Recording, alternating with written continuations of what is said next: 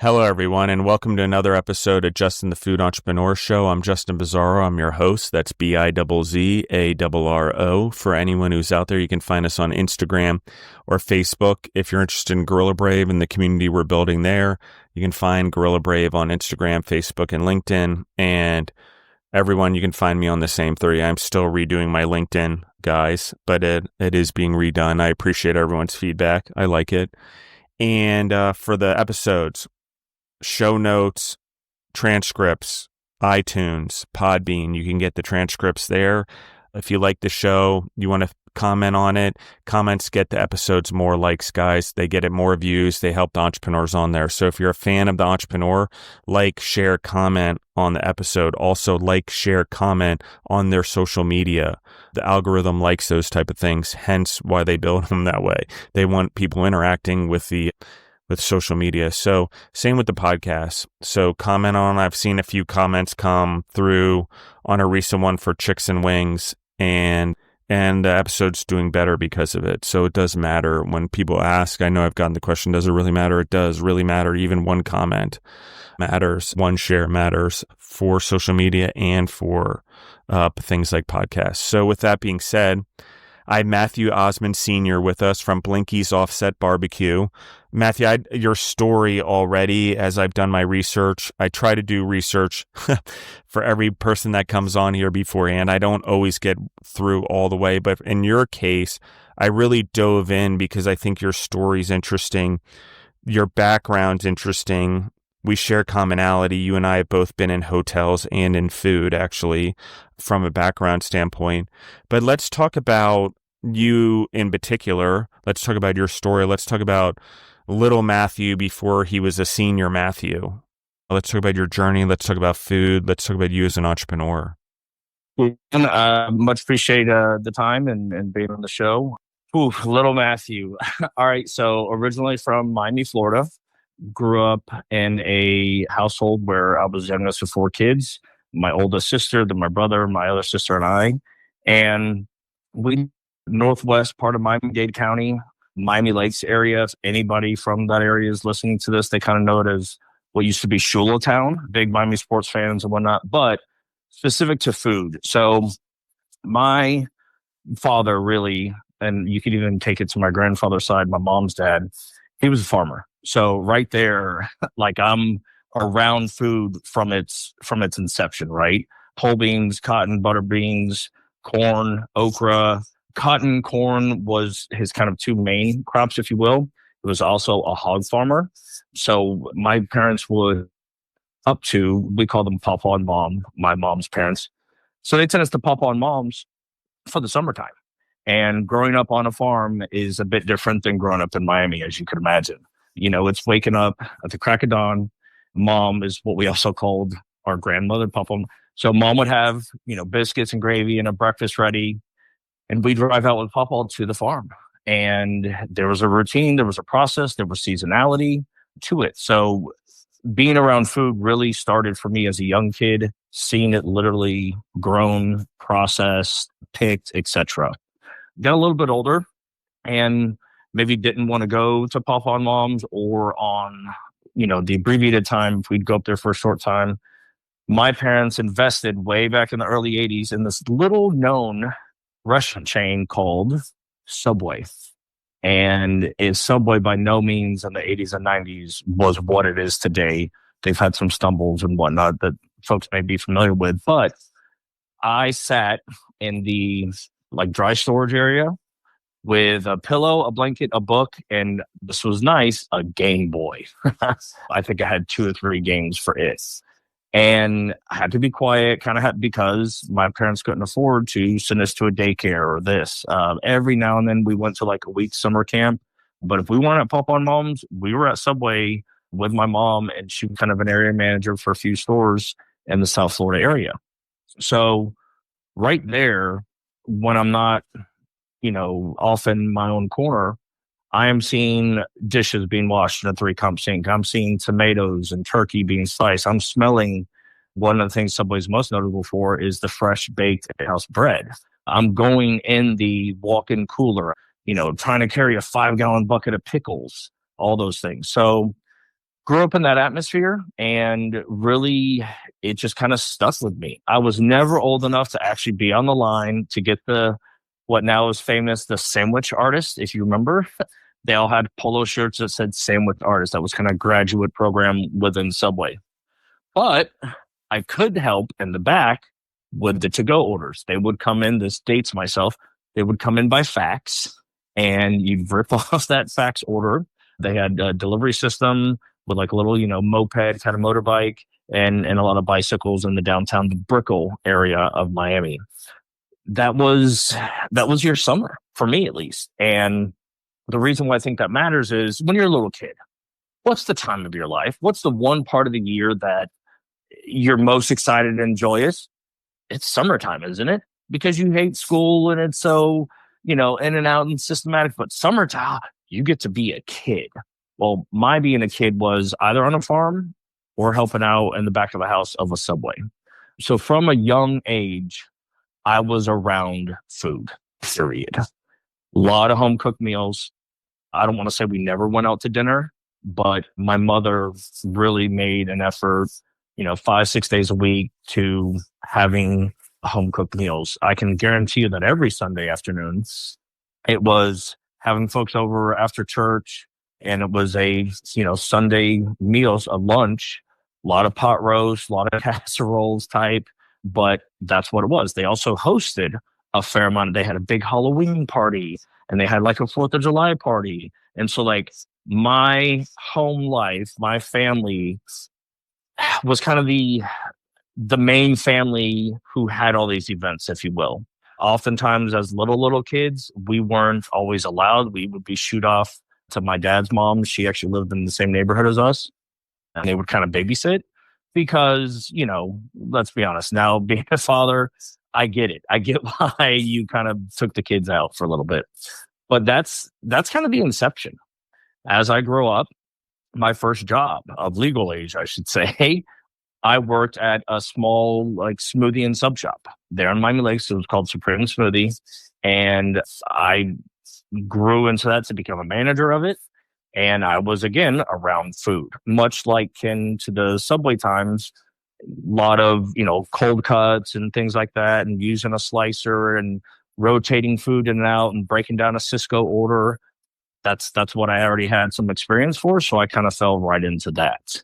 But that's in essence my rearing as a little kid and my introduction to food. I mean, obviously you're spending summer with animals, with crops on a functioning farm. You're learning a lot. You're seeing maybe whole animal utilization. You're seeing everything being utilized on the farm. Talk a little bit about that. The food on the farm specifically. Yeah. So my grandfather, we had like the home-based farm, which had been in the family for generations and generations. It's a 99-acre farm. It's in the panhandle of Florida. The city and town where they live was called Defuniak Springs, Florida.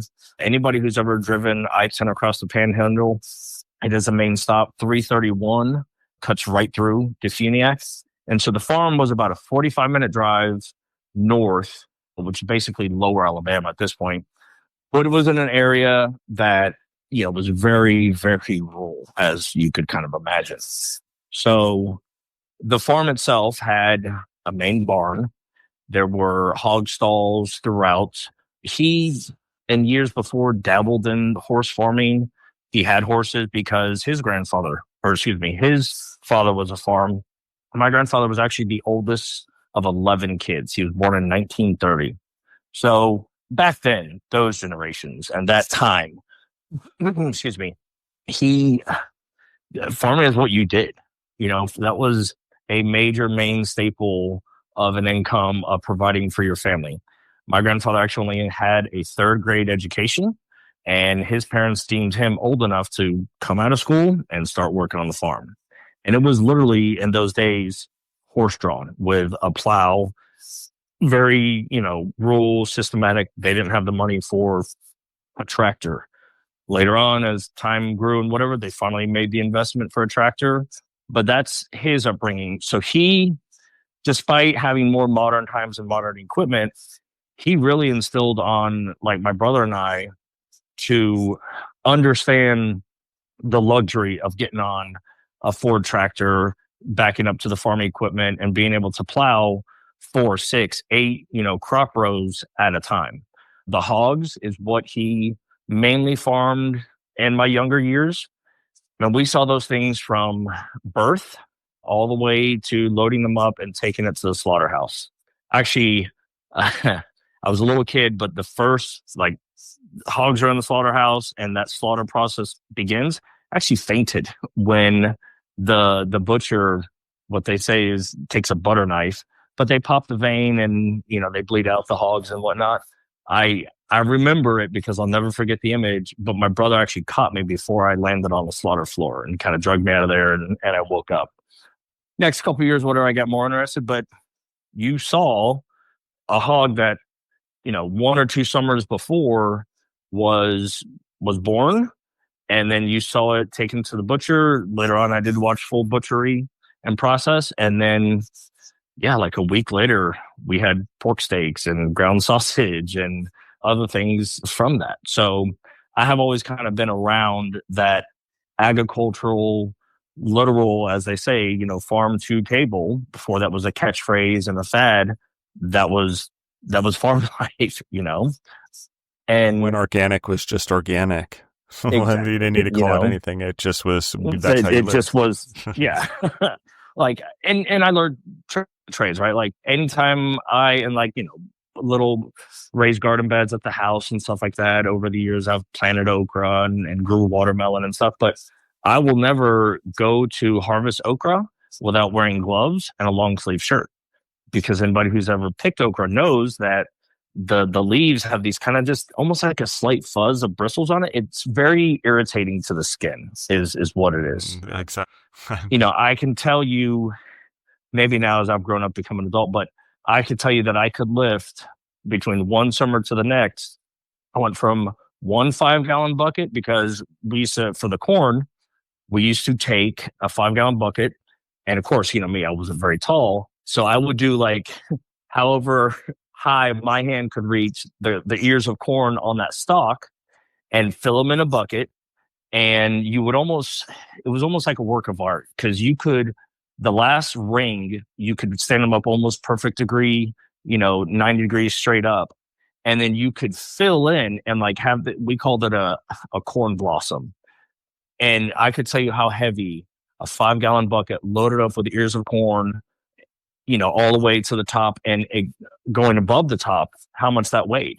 And I remember the first year I could carry 2 of those buckets back to the truck, because it was literally just walking rows of corn, picking off the ears and put it in there. And then heaven to Betsy, if I pulled an ear of corn that probably had some more maturity and could have grown bigger, my grandfather was not happy because you don't get as much yield off of that. And you could multiply that out by however many ears, and you're quote unquote losing crop at that point. There was setting up barbed wire for deer and whatnot, but back to the hogs, he fed it, I think, the way that most small-time farmers did. He fed them corn that he was growing. He'd buy very, very, very little grain or hog feeder, and he fed them slop buckets. It was table scraps from what us as a family had. It was, we'd go by one grocery store and they had X amount of rotten vegetables or vegetables past their prime type of stuff. And we would hit the neighbors around his house, that one grocery store, all of it goes into the back of the pickup truck, and some of it didn't smell good. Let's just be honest. But that's how you fattened hogs, and that's how you grew them, to give them a food source so that they became the food source. That was my experience with it. It wasn't. Emphasize this too, because pigs are different than cows, and cows are different than chickens. Just so everyone's, we're talking about mammals and bird, whatever the Latin word would be for birds. I don't know. But anyway, my point being this: one of the beauties, and I'm going to say this for the audience, of hogs is they eat a lot of things that humans can't eat, but turn it into the hog, which the human can eat. And from the hog, we get a lot of things that we can't get from other animals or from the rest of the world. That's truth, guys, because one of the beauties of the pig is that for all intents and purposes, it also cleans everything around it. It will make everything organic. Let pigs loose in a forest and they'll make it farming material in a few years. That, like, I don't know why, but pigs are a beautiful animal. But I want to emphasize for everyone, when it comes to pigs, they're meant to eat everything. They're just meant to consume it. It's not a joke when they said the mafia used to chop up bodies and the pigs would eat them. Yes, because pigs are carnivores also. They're very similar to us. They will eat anything, and just like humans, we can eat a vast variety of things and turn it into nutrients for our bodies that if someone would eat us, they could probably benefit from. Okay, but it's the same idea. I'm not saying to eat humans. I'm just saying just so we all understand the importance of the pig. Well, okay, it's a very important part of and lastly, because I know I'm going to get a comment on this, if we don't eat the animals, guys, we have no purpose for them. And as humans, the life that we're giving them is the life that they're given because we are giving them purpose. And that's just, I know the whole everything that goes on when I talk about it, but to me, the pig plays an essential role in the world, and we have to be responsible for it as humans to keep the circle of life going, not master as an ownership over it, but master as in what we just talked about here. Immersing ourselves in it where we are well educated and we are knowledgeable. We can grow our own food if we need to. We can raise our own animals if we need to. But more importantly, we understand where it's coming from and how it affects the animals' bodies or the vegetables. And therefore, by default, we then understand how it affects us or our family or compounds into our legacy in our family just by nutrition. Sorry, go ahead, Michael. No, you're fine. And just to touch on that point, this may be grotesque for some people. It's just a natural process. I remember the first time a sow was pregnant, gave birth, and it ate its own runt of the litter, which was crazy to me at the time. My grandfather explained, like, hey, this is kind of what happens, so on and so forth. And one year, he allowed my brother, my sister to save that runt and to kind of grow it. And, when we weren't there, he would take care of it, and we named it Wilbur, of course, why not? And then Wilbur eventually got slaughtered, but that runt kind of actually grew up to be a decent hog.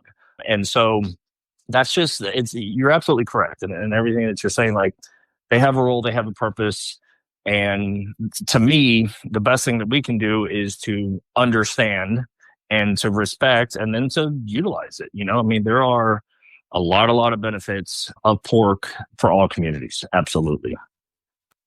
I'm going to anchor this because we're going to hold off here because this skill, this what I'll call education, experience, exposure, 3 key pillars of leadership for any human, in my opinion, let alone to be a true leader in entrepreneurism. You need to have, when you're in food, it's tangible. You have to experience it. You have to be a part of it. You can't just open a restaurant and hope it does well. I don't normally see that world. That's atypical.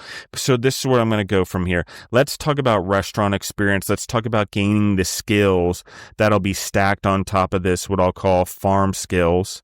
That'll be important for what's going to become your business in 2019. But let's talk about, you're going around, you're getting various experience. You probably have managers, leaders that are training you in the restaurant world. Let's talk about that real quick. So from, the time I was 16, excuse me, I knew I had to have a job. That's when I went and got the job at Supreme Smoothie. And the owner of that business, this great Italian guy, his name was Dominic. And he, Dominic was full-blooded Italian, originally from New York, and man, that guy, he was at my wedding. That's how impactful a year later he was to me. He was kind of one of my first true mentors, and I've had a few along the way. I think that most anybody who is earnest in their endeavors, who seeks to understand, who listens to what those who are ahead of you in this industry and this passion, you should listen twice as much as you speak, because we have 2 ears and 1 mouth.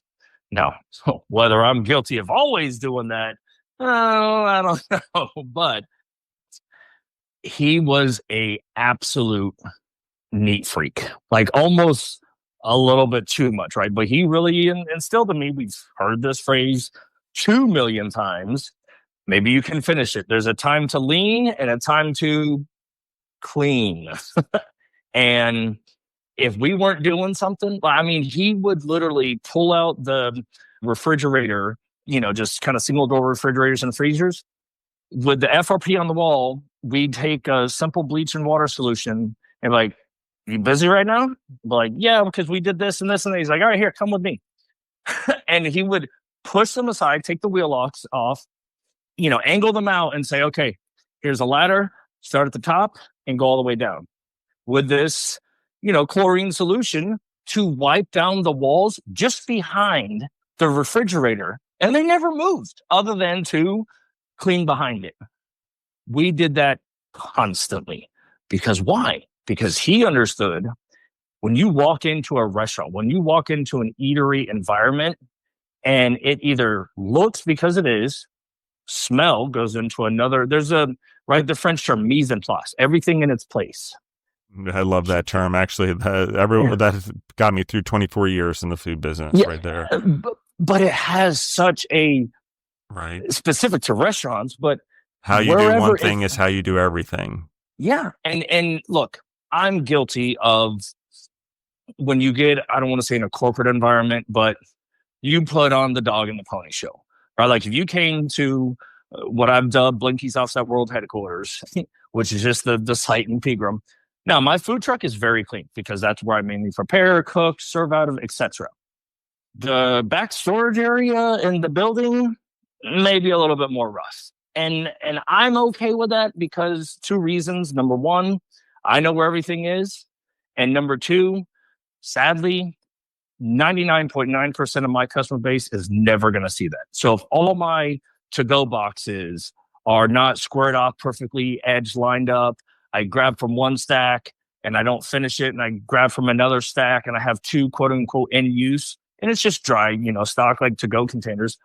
I'm okay with that. But there may be so many other persons in food and beverage and hospitality who would just look at me like a bomb went off in there. It's not that I don't, it's that in that moment, I didn't care and I made a poor choice. That's, I'm not asking to talk out of both sides of my mouth or anything, but I'm just not 100% as follow through as it has been instilled in me. And sadly, that's me just saying, nope, this is my show. I'm going to do all the way up to this, but on these things, I'm going to cut the corner. I'm not going to use one single stack to have it in use and then start the other. I might have 2 of them in use. But beyond that stuff, you have to be brilliant at the basics. You have to have your fundamentals that are going to get you through. You have to have that mise en place. I know that my quart containers, I need the least of because I sell the least of. I sell more pints. I sell more 8 ounces. So those are lower towards the front and quarts are higher towards the back. That just makes sense because I don't need something of high volume usage, really far away that's difficult for me to reach. That's not smart for any business. So those fundamentals, growing up, coming of age, working, having a boss, having a mandate, having a standard is what I think any person who really wants to get into this industry, is going to really set their core, and almost everybody gets put through the ringer, right? The Clopins, the double doubles, all these shifts, all these crazy things. Because why? Because it's almost the rite of passage to where if you can do it, if you can withstand these, what probably your young and experienced mind thinks is a punishment, taunting, hazing, some variation of that stuff. What it really is saying, hey, I did this and I persevered. I want to see if you can do it so that you're going to persevere. And if you can, cool. Now you begin to cut your teeth. Now you begin to show an overseer you are a little bit different. You're not just here for the paycheck. You care about their business. And this, could swing into a different conversation, but that's something that you almost want to look for in an interview and a hiring process. 100%. Go down the road. My interview process is probably not like many because I've taken maybe the top 10% interviewers, podcasters, persons of notoriety within this, field, leadership, entrepreneurs. I asked the famous, I forget the guy, whoever made it, the tennis ball question, right? Why does a tennis ball have fuzz on it? And that's one of my questions that I always ask because it has nothing to do with the job at hand, right? Unless you're in a tennis scenario, I guess. You're a tennis instructor, then maybe it has some direct meaning. I want to see how somebody's brain works. I want to see if they can, or if they're going to lie to me, right? If they sit up in their chair and they give some profound answer I don't know. I mean, the best that I've ever researched is it has to do with the velocity and the airflow versus like a racquetball, right? And the type of courts and the things that it's played on. It's just a question to throw somebody off to see if they're good for my business. Because the things that I've learned, past mentors, past experience, past overseers, past delegation, I'm going to need as much of that from those who I onboard to my business to ensure I have consistency, to ensure that we're on the same page. And if they make my business their business, now we're getting somewhere. Now we're at the point where somebody really has and can add value beyond just an extra set of hands, beyond somebody to lift this, do that, wipe that. Somebody who's really going to take heart to what they do, and it's going to show through their craftsmanship. I have, and you mentioned, I've had a stint in working in hotels. I can't tell you how many times I had to I don't want to say argue or plead with, but I asked to stay in the hotel the night of because there was a shift available that next morning and I didn't live so far, but I just knew that if I went home and I tried to set an alarm, man, raise your hand if you've never slept through your alarm, right? It was just going to happen for me.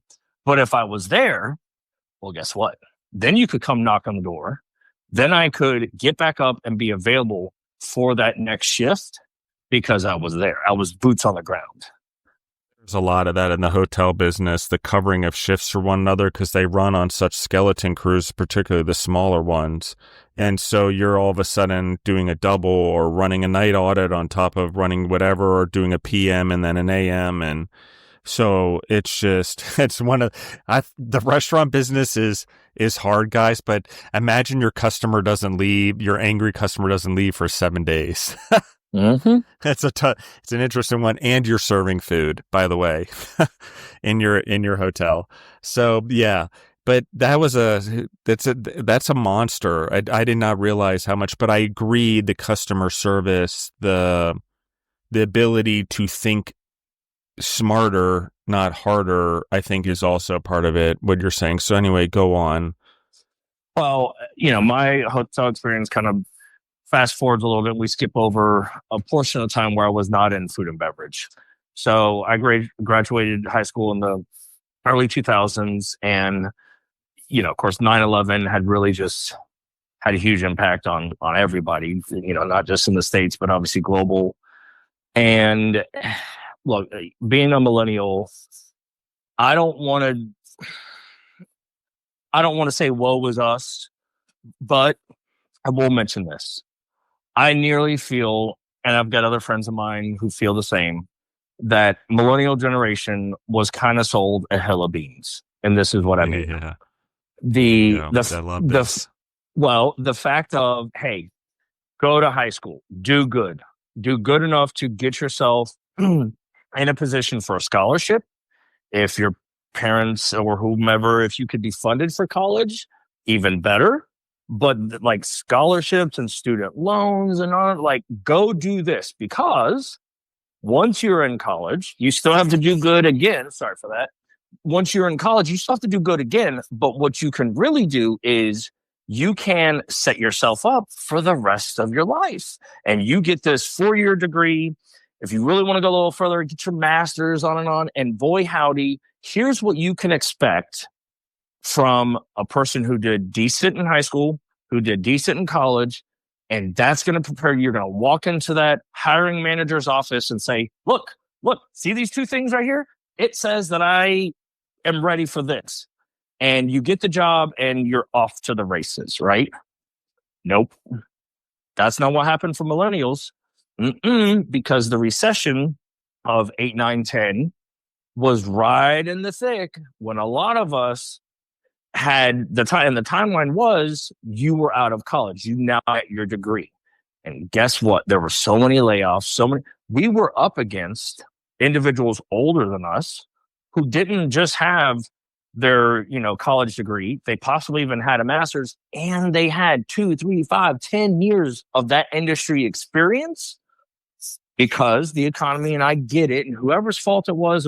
I'm not here to talk politics and semantics. I'm just saying us as a generation of new workforce, we got sold a hill of beans because we were not afforded those opportunities as it had possibly been for previous generations and age brackets. So, and during that time, and I'll say it as well, is the jobs, the careers, the education that you were trained for, unless you had something broad like law or business in general during the financial crisis, whatever happened there, and the what we'll call war in the United States, a lot of those majors or the things that were relevant during the time of education rapidly became irrelevant by the time the workforce did open back up 2 to 3 years later for whatever reasons. And I agree with this. I agree with the bill of goods, and I agree with sell on top of it, sell massive amount of debt and student loans on top of it to go to universities where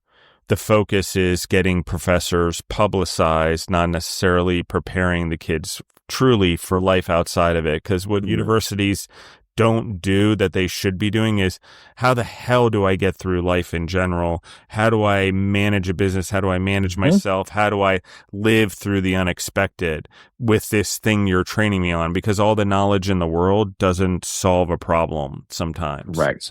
So I actually opted to go what at the time was a bit more unconventional. Being the youngest of 4 kids, as you could probably imagine, my parents, especially with my middle 2 siblings, they were 13 months apart to the day. So like they would go out, they're 15, 16, 17.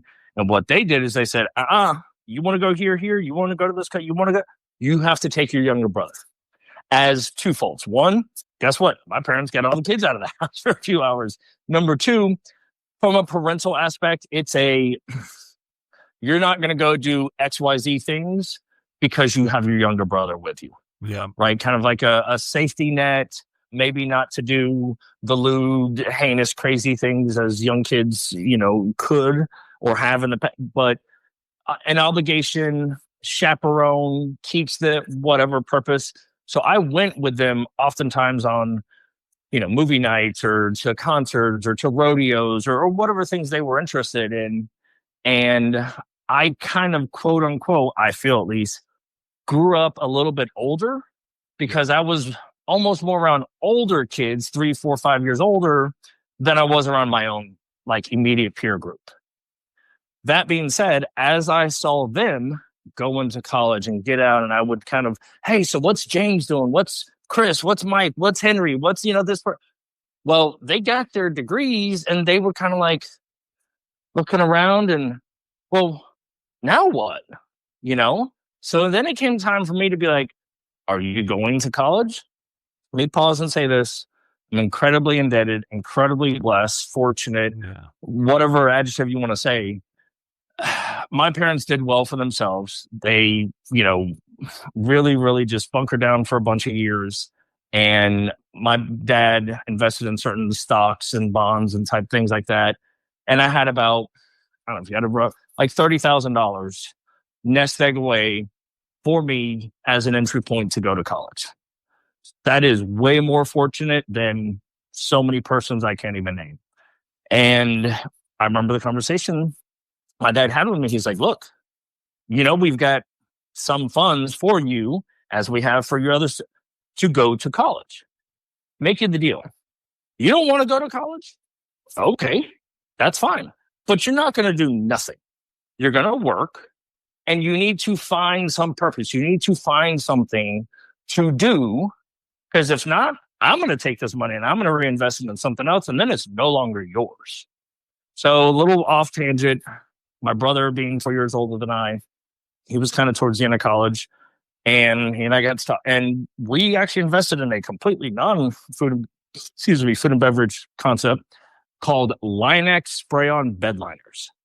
Now, this is, the truck, accessory, automobile industry. And we bought a franchise for Linex spray-on bed liners, and we opened up Linex of Miami. I was 19 years old at the time. Didn't go to college, but was an entrepreneur. And boy, howdy, the lessons I learned, the teeth cutting, the excitement, the joy, because I'm hanging out with my college buddies who are actually in college, but I'm running my own business with my brother. And those are nearly two totally different offshoots, experiences, so on and so forth. We ended up closing the business about 4 years later. I think we opened up in, was it late 04 or 05? And I learned so much about just business, permits, insurance, fees, audits, customer service, dedication, grassroots marketing, publicize, all the things you need to get this business up off the ground. I was doing it. Had our father to kind of guide and steer us, had some other mentors at the time, and we really took advantage of any helping hand. And I'll never forget, it was a buddy of mine's dad. He played for the Miami Dolphins. A year later, rest his soul, Jim Mandich. And Jim played for the 1973 Dolphins, perfect season. He was the color coordinator for the Miami Dolphins. He had his own radio show, just a guy well known in the community for sports and whatnot. That guy gave us so many uplifting things, help here, free entrance here, talk about us on the radio for free there. And every single Jim, look, man, he says, look, you don't owe me a thing. When I was in your situation years ago, somebody did this for me. So now I get to pay them back by doing it for you. And you will pay me back by doing it for somebody in your future. Anytime you see an opportunity to see a young business person or whatever, you do for them what I've done for you, and everything is fine. He says, but you have to promise me that you're going to do that. And I said, absolutely. I've been able to do it a few times so far. I constantly look for opportunities to do it in the future and pay it forward. The oldest thing, right? I mean, just as simple, being a good human to another person, especially in a business setting.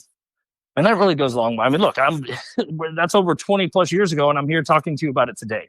That's how much of an impact something as simple as somebody, doing a solid for somebody else has affected me. So, but yeah, so I did the Linex thing. Then I moved to Nashville, Tennessee. And that's where I really began in hotels. I was like, the hard labor, lots of sweat, lots of heavy lifting, lots of heated environments and whatnot. Plus, that company unfortunately went belly up because, again, the recession, it was a petroleum-based product. Everybody remembers where gas prices were during that time. So our market really, really took a hit. There were, I think, like 40% of that industry's locations shut down over those next 2 years because, we're at like restaurants, you were a penny business. We did everything. We cut advertising. We went down from 3 phone lines down to 1, and we had to lay off 1 employee. And we did everything we could to salvage as best we thought. And if it don't make dollars, it don't make sense. So fast forward to there, I do start working at hotels. I moved from Miami, Florida to Nashville, Tennessee. Ended up meeting my bride here, and I was the host of the Commerce Street Grill located at the Renaissance Hotel in downtown Nashville.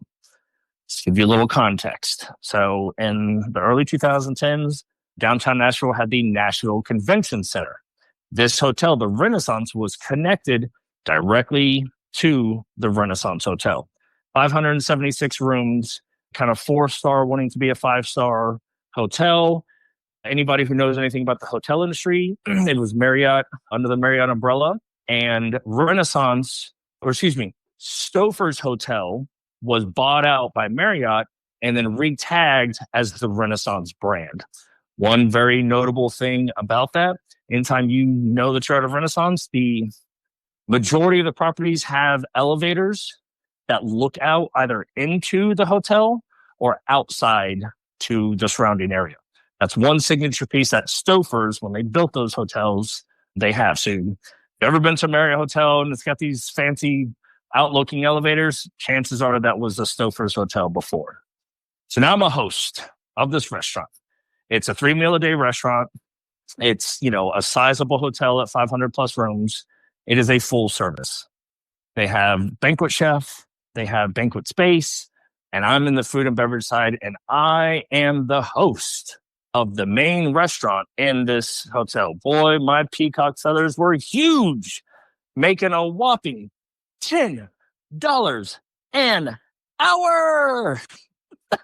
Having to pay, I had to wear my own suits, having to pay for my own dry cleaning, having to pay, it was $4.50 or $5 to park at the library garage across. Crazy, right? It's just crazy. But anyway, go ahead.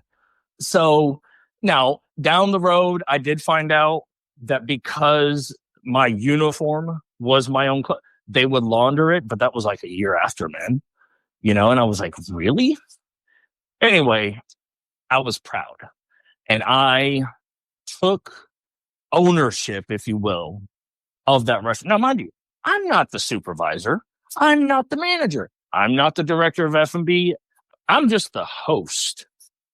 But you couldn't tell any of those overseers of me, you couldn't tell them that it wasn't my restaurant, because I was the greeter. I was the welcoming face. I was the person going around touching tables in lieu of the manager or supervisor. I was the guy who became a thorn in the side of the servers, of the bussers, of the buffet runners, because I was just so proud. Like, I needed to have my own fill in the blank. Now, let's also get into the psyche. I just came from running my own show. I was the big dog. I wasn't an owner of this big. I had employees and a payroll and insurance to pay and, taxes and and now I have to go work for somebody else. Now I don't get to have the say so. Now I'm not the top dog. Now I'm just one of, I don't know, we probably had a staff between front of the house, back of the house, housekeeping, front 4 banquets, 400 to 500 employees. And I'm just one of them. It's not easy for any entrepreneur, for any business owner. No, it's humbling. For any, that's for sure. To take a back seat. You may have, from the overseer's perspective, whoever hired that individual, either they took a risk or they said, oh, this guy has ran the show, so of course he's going to be able to run the show here. And maybe that's a reason because that overseer wants to take a back seat, right? Like, whatever it is. And guess what? I acclimated as best I could, but my pride, what I felt like business intelligence, I got written up. I got in trouble.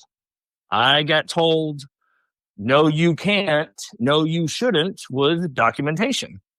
And a lot of them I fought. In fact, little side short true story. I got hired in March, and that restaurant had there were 2 times a year. One was Mother's Day, one was Easter. They really did a big giant buffet. And this was a major thing. Lots of people in the area knew Commerce Street Grill had this awesome Easter and Mother's Day buffet. Well, Mother's Day comes around, or some young, I'm in Nashville, I'm out partying. And I was 2 hours late to Mother's Day being there, to be on time. Later on, go through the shift, I get written up. And I actually got written up and was basically fired. And I refused to sign documentation because my father also, I don't think I mentioned this, he's an attorney, he's a real estate attorney. So I grew up in a legalistic household as well. So I took that handbook that I was given just, weeks ago at orientation, and I get out a highlighter and I go through this and I read every word and I highlight it. And I came back and I actually, quote unquote, won my job back with the way that the rules were written about, because technically I was within the first 90. And the progressive discipline, as the Marriott handbook at that time stated, the person who wrote me up for termination already, quote, started progressive discipline. But because I was still within the 90 days, that progressive discipline wasn't afforded to me. But because the manager already had started it, it assumes that I was a post 90-day employee. And because of that, it went all the way to the general manager, and it's the manager who wrote me up, me and the general manager in his office. And he looked at the manager and said, "Hey, man, this guy kind of has a point. You started this, which means that you can't fire him for that. So I'm going to give it to him because I don't want to call it a loophole, but I fought for." Anyway, fast forward 3 years later, ended up leaving it. But that pride, like, okay, I may have been wrong for being 2 hours late, and I get it, and I'm sorry, and that didn't happen ever again. But I wanted that job. I wanted to be there. And so I fought for it. I went home, I was placed on suspension, and I didn't just give up and start calling other people and on and on. And you know what? That guy who wrote me up, I actually talked to him this past Sunday. He grew to be another mentor of mine. And we still stay in contact to this day. It wasn't anything against him. He was doing what he thought he needed to. But I cared enough about that place, that opportunity. I wanted to be there. I didn't just wave the white flag and on to the next one. I can't say that I was right or wrong for doing that. I was just happy that I did.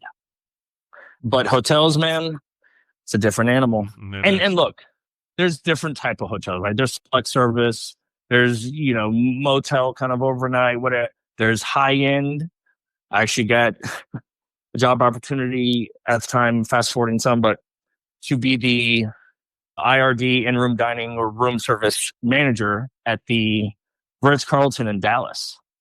And that offer got rescinded because over the time and me being at the Renaissance, just being me, I kind of rubbed elbows in a negative way and ruffled the feathers of our director of human resources.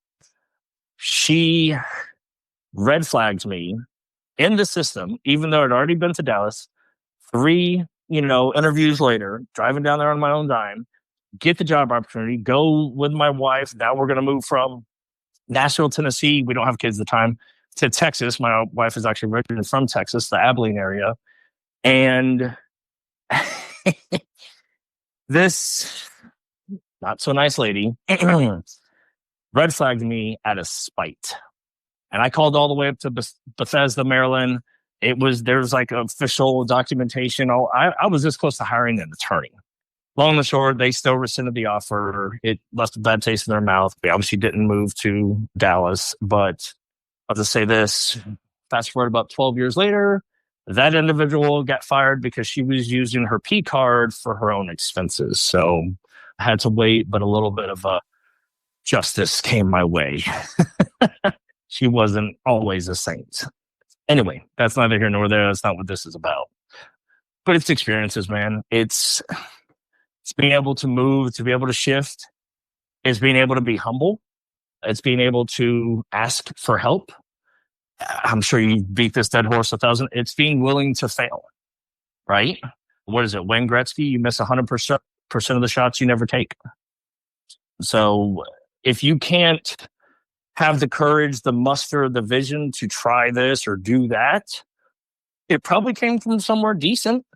You probably have some thought processes to come up with that.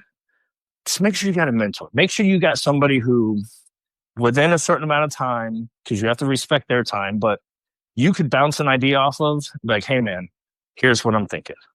You got to give some context, and you obviously have to keep up with that mentor enough to where they know kind of where you're at in the business, where the flow is, what your end goal is, so on and so forth. But if they tell you no, if they tell you that's a dumb idea, it doesn't make business, whatever their response is, you have to almost be able to tell yourself they're right and you're wrong.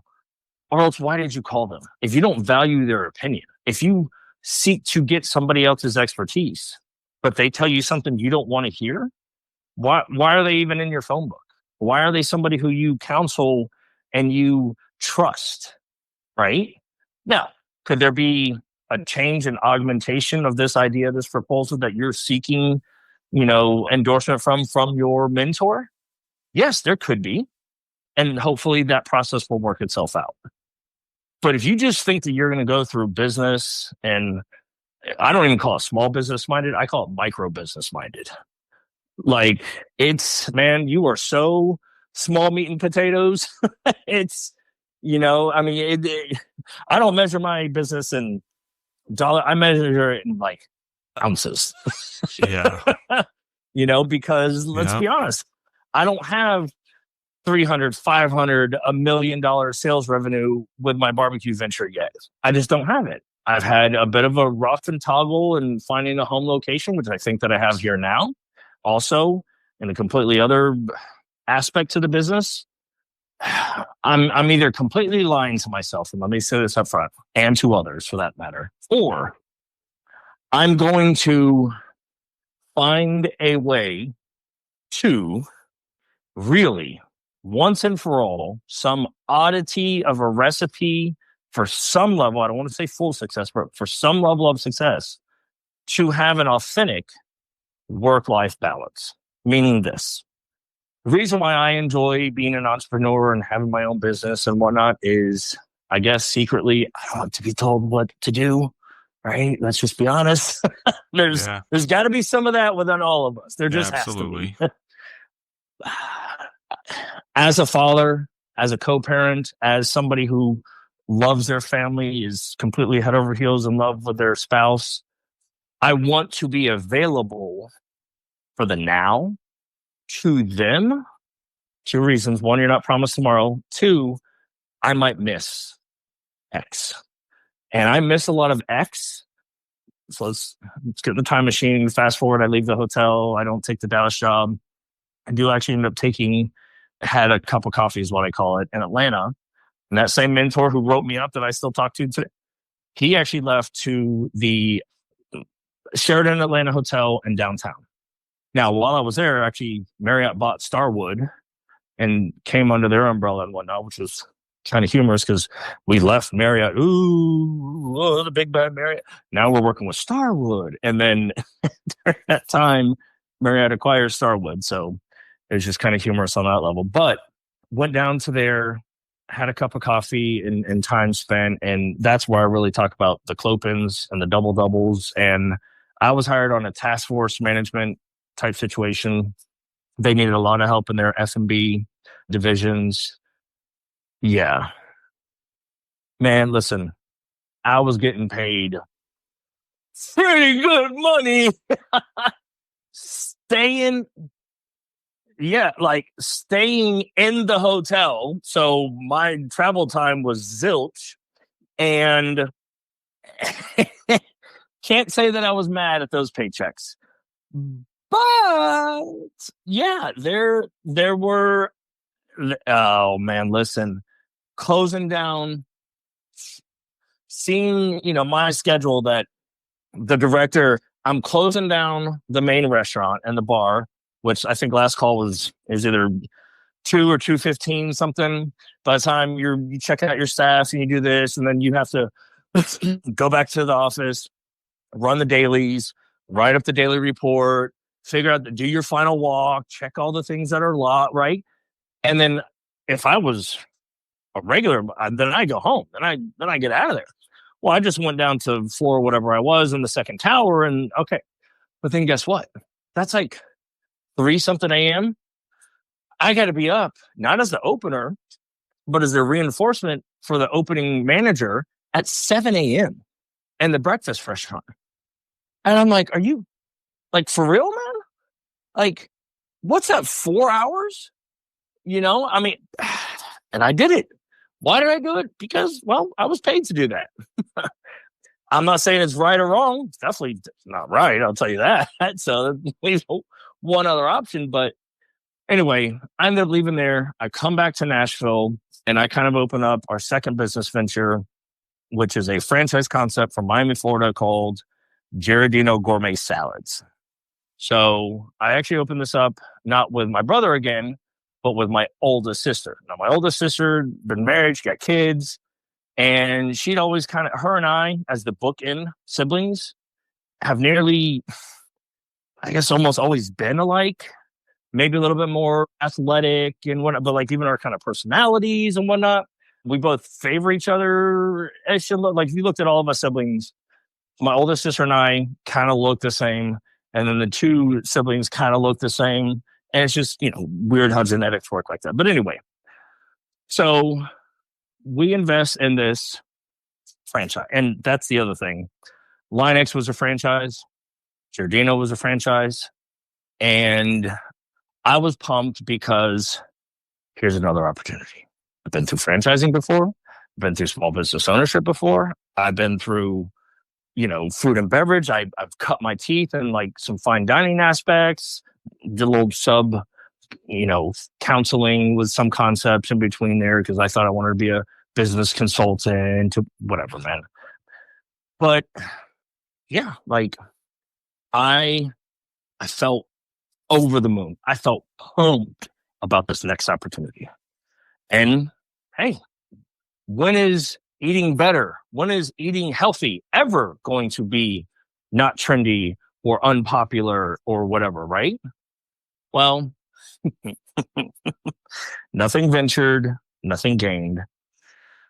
Absolutely incredible and still indebted and thanks to my sister for that experience. Obviously, you could kind of probably tell which way it ended up going. But we opened up in Brentwood, Tennessee. Anybody who's listening to this and is familiar with the Middle Tennessee area, Brentwood is affluent. Brentwood has all these kind of cliches, hoity-toity, and in a lot of places it was. Excuse me. We're actually on the northern side of Brentwood, which maybe wasn't as much of that, but we were in a fantastic, as one of the directors of the franchising used to say, we were in an A+++ trade area. We were in a C or C- location. 3 L's, man. Location, location, location. Yeah, I know that one, especially in Nashville. And weirdly, because even though something looks like it's like a stone throw away, you have to like drive some crazy roads and miles to get to some places. But go on. How about like a nearly literal, not so much figurative, stone throw away? How about 1,000 feet? 1,000 feet difference from being in a Publix anchored shopping center where there were 2 outposts. There was a Starbucks and a Chili's as standalone buildings within this greater shopping center. On the 2 bookends of the shopping center, one was a Moe's, one was a Payway. And here was this 2,100 square foot location inside the shopping center. And it was smaller than what we wanted. Yes, there was one other concept of this existing franchise that I think was in a 1,800 or maybe 1,200 square foot and was doing good numbers and volumes. We wanted a little bit more. A little bit more elbow room because I'd been to every location at that point. I'd seen the small footprint and how you have to right behind you, right behind you, right behind you, right sharps, right behind you, right. Like when you work in very close quarters, yeah, man, it's just chaos. Like you don't have any place to just perch or set for just a second to catch your breath, right? Everybody's constantly passing you by. So we opted to go 1,000 feet behind. There was a smaller sub shopping center that had for businesses. They had like a Porter Payne or Sherwin-Williams paint shop, Sola Salon. They had a Witch, and a like printing Alpha Graphics printer type shop.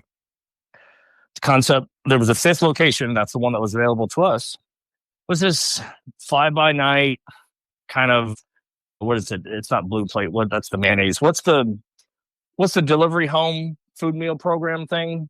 Blue Apron. Blue Apron. Thank you. That's what it is. All right. So it was a concept, and there's probably several different ones, right? But this was like local and kind of independently owned and source. Anyway, they didn't make it. So we took over their site because this was not 2,100 square feet. This was 2,470 square feet. And it was almost $4 less a square foot. And the cam was a little bit better. And and we're like, $3? Are you kidding me? More space? Less per rent? And this? And I mean, who's not going to, if you're going to come to over here, you're going to go to right over there. Duh. Why would you not? Duh. Well, it had a couple things. It had 77 parking spaces. And by literally one exact parking space, we barely met the zoning for the city of Brentwood and what they allow. And they have to allocate for eateries, for parking. Okay. It also had one structural pillar that was physically 1/3 of our entire storefront. And it had like the address of the place on it. So you just are looking at the whole shopping center. You could not see our front door. So we don't even have the luxury of like fully putting up interior graphics or some sort of, POP hanging across the floor. I mean, you don't want to cloud it up. You want it to be inviting and this. But if 1/3 of your storefront is not even visible, so you know what we said? That's okay. We got it. We can do this. We'll just take at least half of what we were going to spend and a monthly rent and everything and allocate that to marketing and advertising. We'll do some grassroots stuff. We'll, start taking samples to local businesses. We'll do a direct mailer. We'll do these POP. We'll hire influencers and to get here. We'll do that. We'll do a radio hit. Like, man, we had you could look up at some of the articles, and a tag team brother-sister duo bring healthy eating to, Brentwood area and this and Miami concept and blah, blah, blah, blah, blah. Well, let's put it like this. This, I'm not afraid to say, the founders were, you call them bullies, ignorant. The main founder, this lady, her stuff didn't sink and everybody else's did, period. And they ran the franchising just absolutely terrible. Despite, here's the other thing that's so sad, despite them having so much of board members who gave them directives, and these aren't just any board members. These are board members who have legacy careers and who the majority of them had been with Burger King. Because a lot of people don't know, but Burger King, A, was founded in Miami, Florida, but B, was based there at the headquarters for years and years until a couple years ago it sold to, I think, a Brazilian company or something like that. I'm talking about like like global director of sales and marketing for Burger King. Some really well-to-do people for a major role player. And yes, it's not fast casual. It's, quick service. And I get that difference, but you can't tell me at all that these individuals on this board that they selected to help them couldn't have steered this one way or the other had it not been for the original founder and, just her sitting in the corner with a dunce cap and her fingers in her ears saying, la, la, la, la, la. And here's the other thing. Well, we were the first investors to take this concept from the South Florida market to a completely different city and state, which means that we have to order out of 2 different warehouses, which means officially our investment made them a nationwide concept. You could legitimately say you were a nationwide concept because we fit the criteria. And I don't say that off of me. I say that after criteria for merchant services, for, like food accounts, for all these type of things. That's what the lowest hanging bar. And so they got to call themselves a nationwide concept. Now, really, they're just in South Florida, Nashville area, but hey, looks good on paper, right? When I tell you I butt heads with them more than I can count, it's ridiculous. And I butt heads with the Linex folks at different times. Maybe I had learned more by now. Maybe it's because they got Miami and it really worked in Miami.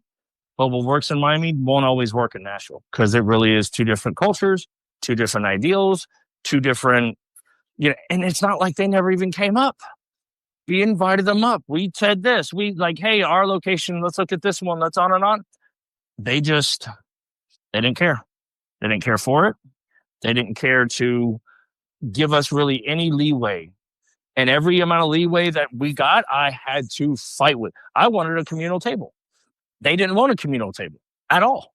I said, listen, let me show you, Fast Casual magazine and these articles from the past 6 months, 8 months, a year ago, citing new brand concepts and redo and how they're investing in communal tables because this is a fad. And I gave them renderings and ideas. Did that thing cost us it was like $4,800? It was slick. Made out of iron, made out of, was it birchwood or white pine for the top with railroad ties on the side borders and then down the middle, which housed the outlets and USB things. Because, of course, you're going to have communal one night. You have to have some sort of, plug in so that folks could stay and linger and the Wi-Fi password. And it looked to the nines. Just fought me every way. We could have no real menu disparagement. We had to exactly have theirs. Even though one salad, by the way, there were 20 salads on the menu. One salad had, was our lowest performer, but was oddly their highest performer down there. We still had to have it on the cover of our takeout menus. I was like, look, why don't we draw to our strengths? Why don't we have something that is way better because it sells better in our market? Why don't we put that as the cover? Why do we have to have something else? No, you see, because it's this and anyway, that was a salad shop. I get still a little, I guess, upset. I'm just riled up about it because, man, I really wanted that one to work. Oh, I wanted that one to work so bad. And so then you could say I kind of came back to my roots. Well, I shouldn't say that. Had a little stint. We closed up that shop in 2019. I went to go work back for corporate America, and I worked for Cracker Barrel. Whew. Cracker Barrel, man. It is a beast unto its own. Yeah, they grew fast, man. I ran around this country going to horse shows and all that since I grew up on a horse farm and traveling for soccer games and as an athlete, and Cracker Barrel was part of our life on the road in the South. But they blew up across the country. No doubt. You know what their problem is now? I have no idea. I haven't been to one in a long time. All right, well, here. Name me 3 immediate things that stick out to you the most about the Cracker Barrel concept. The general store, the home, would used to feel like home cooked meals. I don't eat there anymore because it doesn't feel that way as much anymore. And then you can park there with big ass vehicles like motorhomes and horse trailers. Sorry to curse. That's the first time I've cursed on an episode in a while. Anyway, go ahead. What is the number one generation that those things appeal to the most? Yeah, and exactly. They're aging and almost gone. Okay, so it's boomers and above. Yeah, exactly. That type cuisine, meal, feel, etc. Yeah. And Cracker Barrel was built on turn and burn. There's what's called a dip ticket. Yeah. Which is everything that's kind of prepared, etc. and easy. One of the guiding principles in absolutes was, especially for the grill line, is dip tickets served first. So it didn't matter if you had a T-bone steak or this or whatever. If somebody put in a dip ticket and there's a table of 15, right? That dip ticket physically on the ticket rail gets put from over here to the end, whoop, to the front of the line every single time. Because those are the meals that can be executed with a quickness. Boom, boom, boom, boom. Get it in, get it out, get them done, get them paid, and turn the dining room. So that generation is unfortunately, but just part of is dying off. And the generation that kind of grew up there was really kind of boomers who then further supported like the second wave of it. Well, they're aging. They're dying off. And all the offspring of it really are only going there to either, oh, well, this was Nana and Granddad's favorite something, so let's go here for this or whatever. And I mean, look, they just got Wi-Fi a year or two ago. They added advertisements on the highway. Yeah, they added alcohol kind of coming out of COVID. And that's the other thing is the original founder. I mean, he was never we're going to serve it. We're not.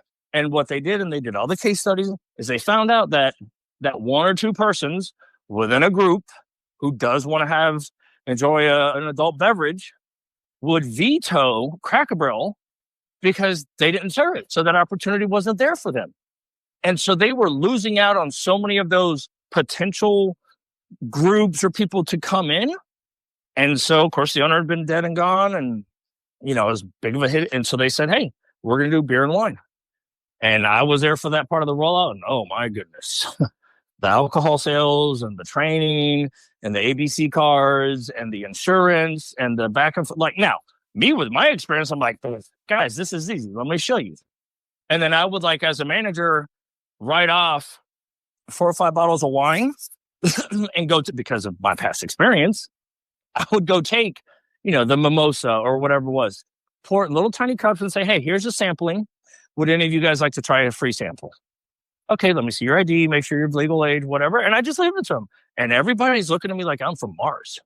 Well, that's what you did in finer dining for a wine flight or this. Or your server came over and said, hey, today's daily special is XYZ. Our maitre d', we made up term. We weren't that fancy, but like says that it pairs well with these 2 wines. Can I pour you a sample of? And the reason why is because sales 101, people want what they can see. At a restaurant, they want what they can see and taste. That's why for my food truck, other than like my chicken leg quarter, which is obviously a whole leg quarter, my sides, my pork, my brisket, I will give you a piece. I will give you a sample at the window. Just ask. And oftentimes, because we see it, because we're in restaurants, because we know, I see them there. By the way, my menu is not big. It's 4 things, right? 4 proteins, 4 sides, 1 dessert. I kind of have an In-N-Out burger approach, if you will. Let me be great at 4 great things, They're there looking, and I say, hey, come on over here. Come on. And I just start portioning out little tiny samples with a little taster spoon. And I set it down through the window on the thing. And I say, this is Pawpaw's creamed corn. This is smoked mac and cheese. This is Nashville hot mojo pork. To give them a taste, because why? Because they will taste it and say, ooh, yes, that tastes delicious. I'm ordering that immediately. It triggers a reaction. Or, no, I do not like that. So by the process of omission, they are deciding what it is that they want. And I'll ask to say, hey, do you have any allergies I need to know about? Because if not, and I don't have peanuts or this, but I do have dairy, obviously, hopefully, and I'm not to hark on them, but if they're vegan and they come to a barbecue restaurant, I really don't have much of anything for you. No, it makes it difficult. Some vegetarians, yes, but vegans, man, I do apologize. Sorry, you're not my demographic. You're not really my market. I have literally butter or a meat product in every single one of my dishes, or dairy. So I do apologize. Maybe the other truck down the road has something for you. And that, what's hilarious is coming from a salad concept. That was like a huge customer base to us, And so what I tell folks is, look, I went from making people trim and healthy and lowering their cholesterol to now making them smile, fat, and happy.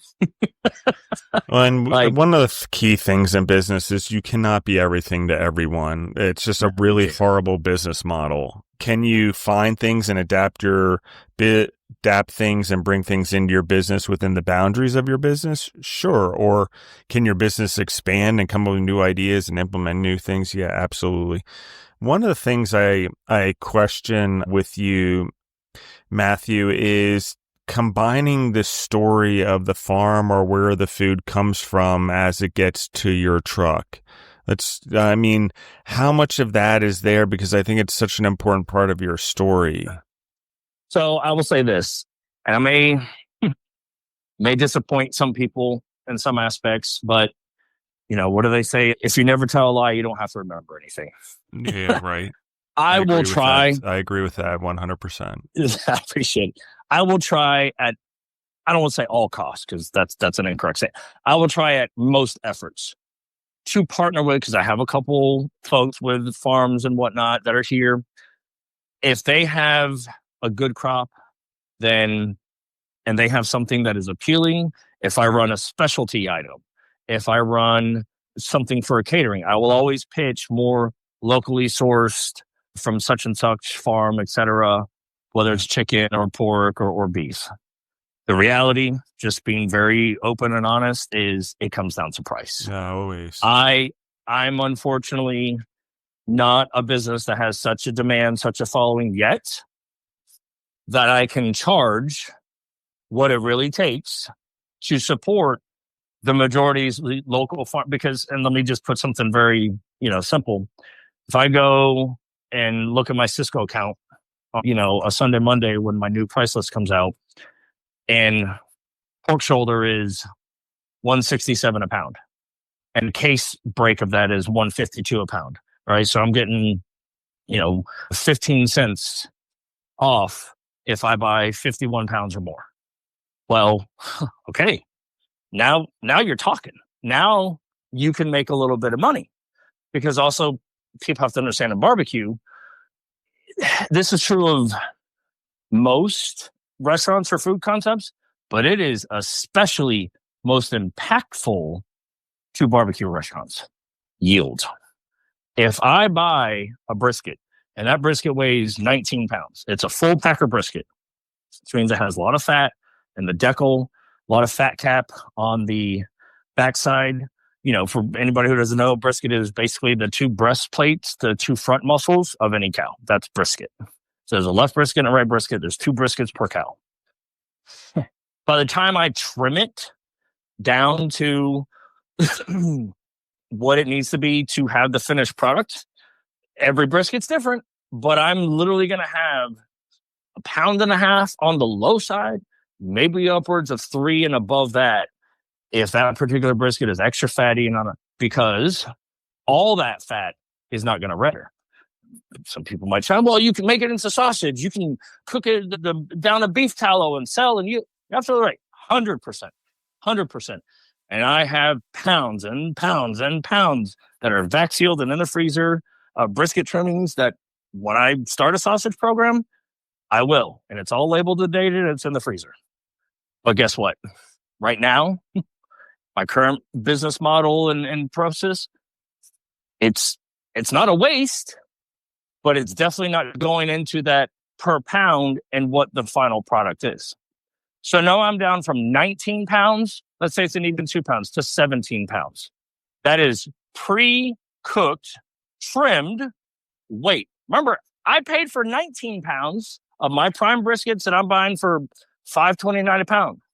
So that's $2.60. Excuse me, $10.60 in a bag or in the trash. $10.60 right there. Just not immediately usable to me yet. Okay. Then I put it on the pit and I smoke it. Well, I have a little bit of charcoal cost for fuel, wood cost, obviously, as you can imagine. And then I do wrap mine up in foil. So there's a foil cost.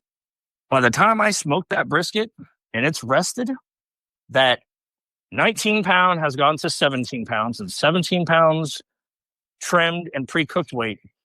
I have lost approximately 55 to 65% of that total brisket weight that I have as a finished product for you to enjoy. Yeah, and shrinkage. Just from Just serviceability. from the process of cooking it. If you want this end product, which I'm beginning, and I have thankfully, not thankfully, I've started to sell out a brisket first. Like, I'm by no means am I putting a feather in my cap or ringing a siren. I'm slowly within a couple little tiny being known as, hey, that guy has really good brisket.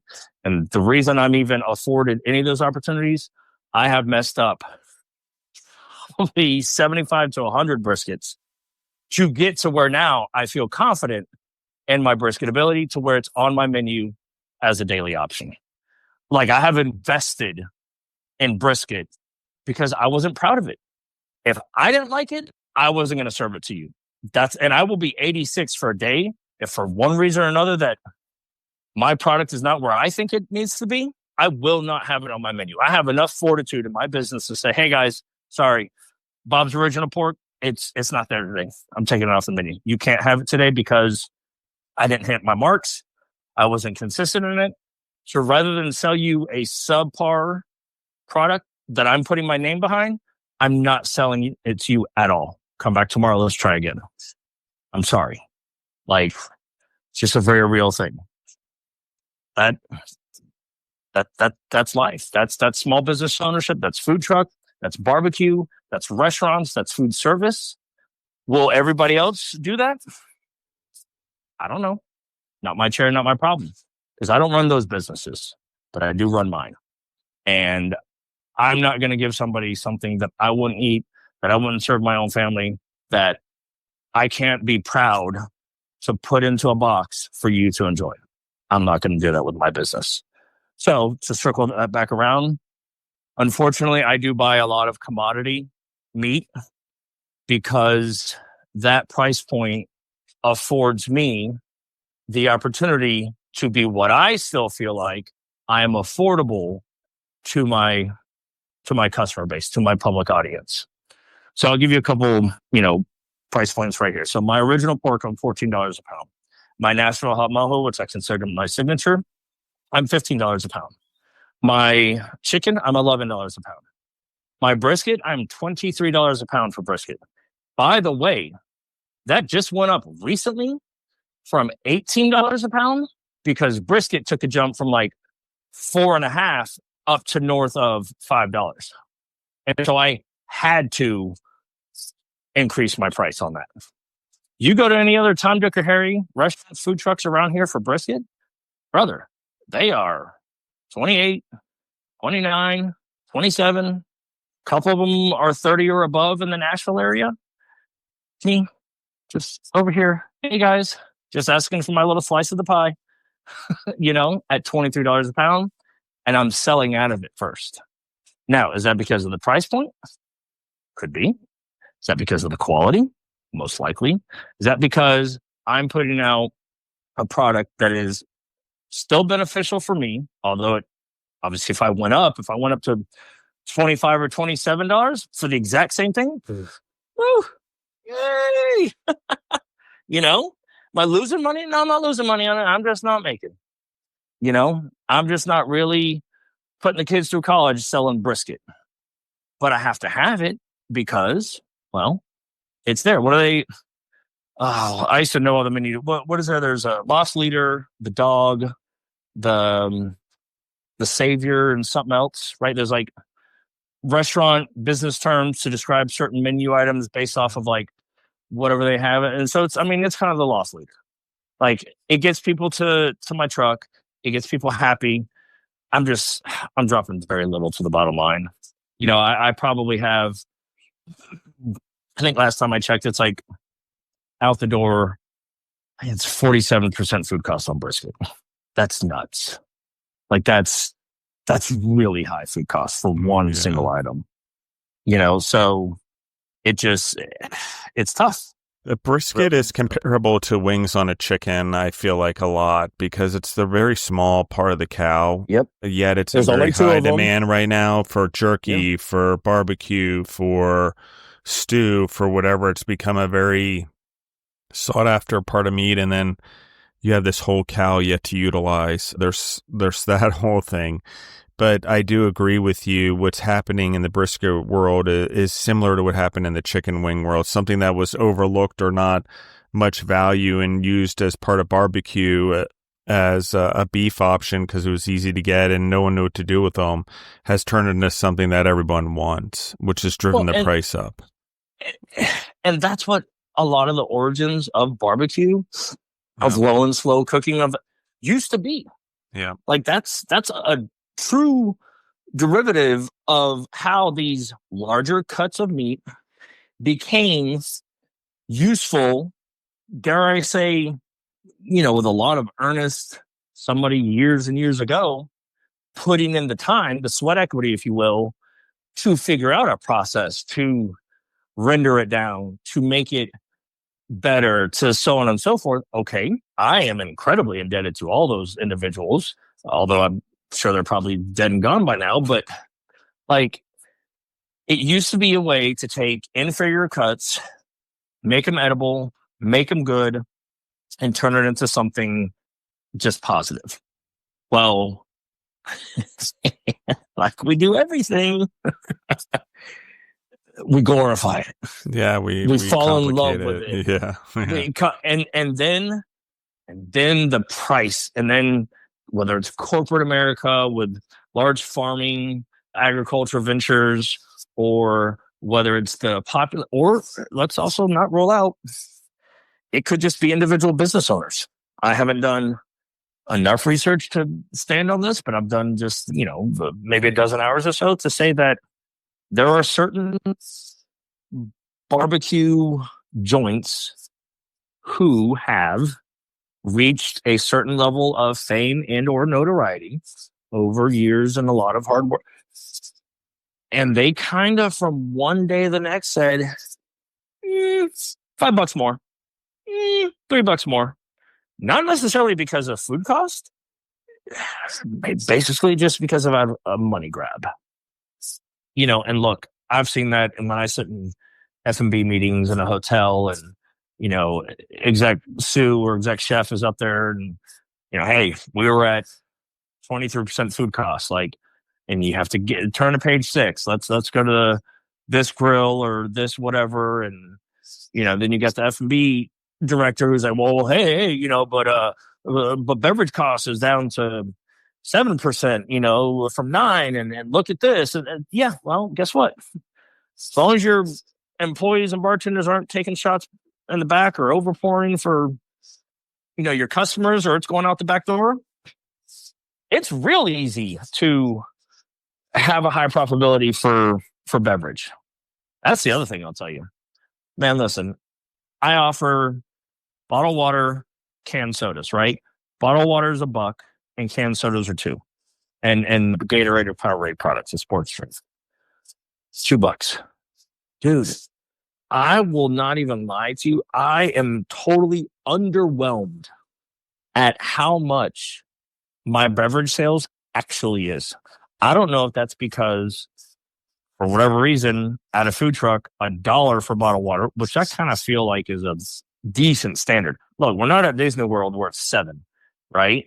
For this exact same bottle of water. Oh, excuse me. Actually, it's not. Theirs has a Mickey Mouse logo on the wrapper, right? But, and a can soda, I'm sorry.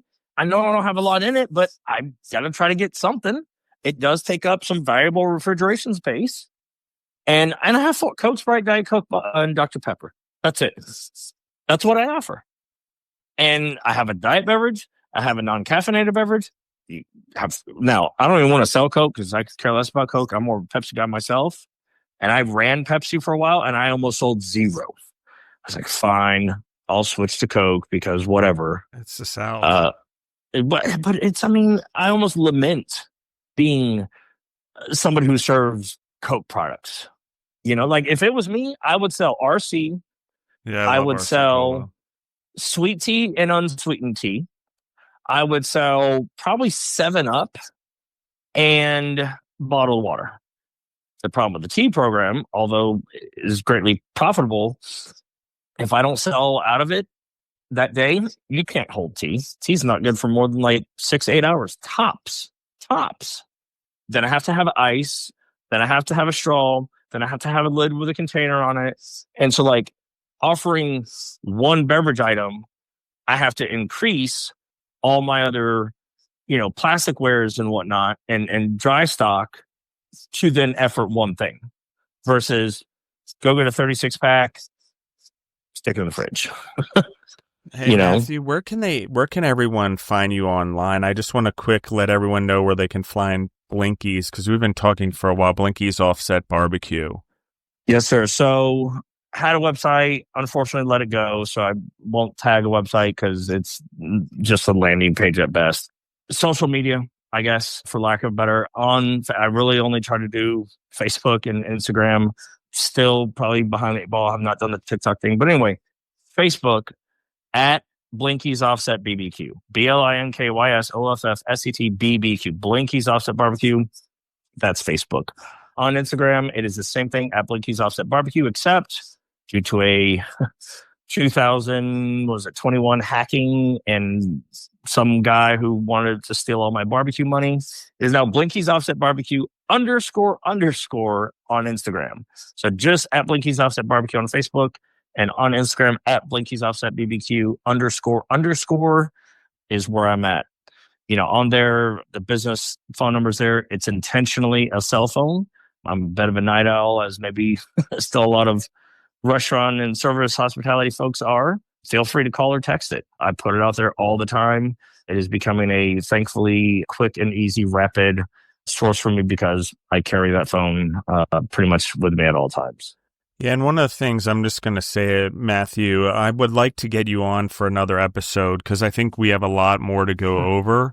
Oh, man, there's... Yeah. Sadly, that was the Reader's Digest. That was, and I think I have a lot of questions about Blinky. I have a lot of questions about starting it. I have a lot of questions about barbecue, but I'd like to do it all in another episode if that's okay with you. And then I'll let the audience know. But one more time, where can they find you on social media? I think you said it was at Blinkys Offset Barbecue _ on Instagram, correct? Correct. And then just regular at Blinkys Offset BBQ on Facebook. And for the audience, I'm going to anchor this. I'm going to have Matthew back on because I know all of you guys have a lot of questions. I'm going to move this episode so it releases right away, knowing that we're going to record a part 2. Because I want to get everyone's questions as well for you, Matthew, for us to record again so we can set up in a week or 2 and I'll already have those questions available. So that'd be perfect. Everyone in the audience, just know that I'll turn these around pretty quickly because I think this story is intriguing. I think there's a lot there. And I think in each dynamic, there's going to be questions. So is that okay with you? Man, that's perfect with me. Awesome. I love your story. I have a lot of questions, man. And I appreciate your time and recording. We seriously burned through that in no time. And I have, like I said, I think there's a lot more there. And I think there's a lot more to anchor for your story that's going to help your business and help the other individuals. And gosh, I have a lot of thoughts for you as well from my side. Perfect. And I appreciate you, Matthew, and your time and giving back in the way that you are. I want to anchor that too before we get off, paying it forward, because I do see you doing that and why you came on the show. So I appreciate that. And anyone who listens, this episode has been packed full of information. That's why I'm like, okay, I need to digest too. And I have a lot more questions. I want to make sure we keep going and we anchor in the next episode some of the educational content from this one, from your story. Because I think part of what you're giving to the world is going to be this as well in your business. You're going to grow a business that's also going to grow humans. So absolutely. Anything else you want to quick add, Matthew, before we go? Man, not really. Anybody who has questions, comments, snide remarks, put it in the comments. I'm an open book. I have really nothing to hide. There's definitely a couple more layers to the onion there. And man, I just appreciate you giving me this opportunity to kind of come on, give a little bit of my story, the splashdown version, let's call it. And hopefully it resonates with the viewers and listeners. Like I said, I'm an open book. Send me a message, call, text, tell me anything, man. Tell me you hated it. Tell me I talked too fast. Tell me you couldn't imagine how many times I actually blinked while recording this and talking, because that is kind of a little bit of the name of the origin. If you meet me in person or see me on video, call it a tick, Tourette. I just kind of how I grew up. I blink a lot. It was a name. And in high school and whatnot. And then I was looking for a different name to call the barbecue business. So I called it Blinkys. And no, man, I would just tell your audience, hey, I've said a couple of nothing ventured, nothing gained, and be good or be good at it. Yeah, absolutely. Thank you so much, guys. I love you guys. Thank you for listening. Like, share, comment on the episode. Like, share, comment on the social media, 2 underscores at the end. We're going to get more into the name on the next episode, guys. We just heard a glimpse right there, but there's more to it. I love the name. I think it's important in building something. So thank you, guys. I love you guys, and we're out.